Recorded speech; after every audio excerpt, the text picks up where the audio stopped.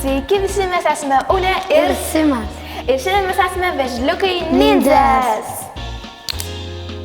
Tai mes dabar ką tik buvome pavirtusiais vežliukais nindzės. Aš buvau Donatello, o tu kas buvai? Aš buvau Michelangelo. O šiandien mūsų tema yra vežliukai nindzės. Ir mes šiandien išpakuosime daug visokių Mašinų ir taip toliau. Kaip tau patiko šis ginklas? Man labai patinka, nes jisai taip gali suktis ir bet ką daryti. Skydai. Kuriuos reikia užsidėti maždaug va čia tai. Arba galima dėti ant diržo. Tai dabar mes turime čia pirmą mūsų žaisliuką, kuris yra nindzės vežliukai. Aš vėl pasiėmiau Donatello. Pas mane yra Leonardo. Šie vežliukai yra ypatingi, nes jie gali padaryti triukus.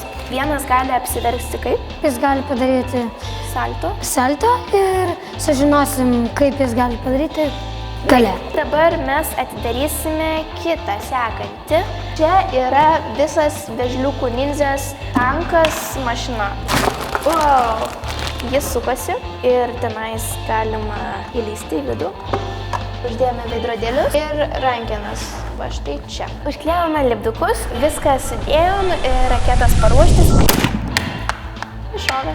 O dabar mums liko motociklas, kuris prisidės štai čia arba čia. O, kokie ratai. Ir užsodinam ninja. 3, 2, 1. Tai Simai, kaip tau patiko visi šie žaislai? Pirmą kartą matau tokią mašiną kaip tanką, Kuri moka šaudyti.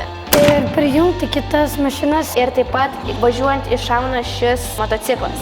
Čia yra Leonardo, kaip ir pradžioj žadėjom, kad parodyti jo triukus.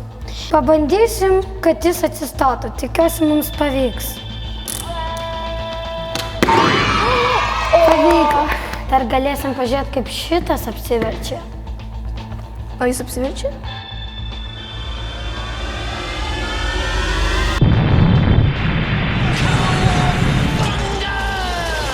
Tai labai džiaugiuosi, kad su tim galėjau pabūti kartu, pažaisti.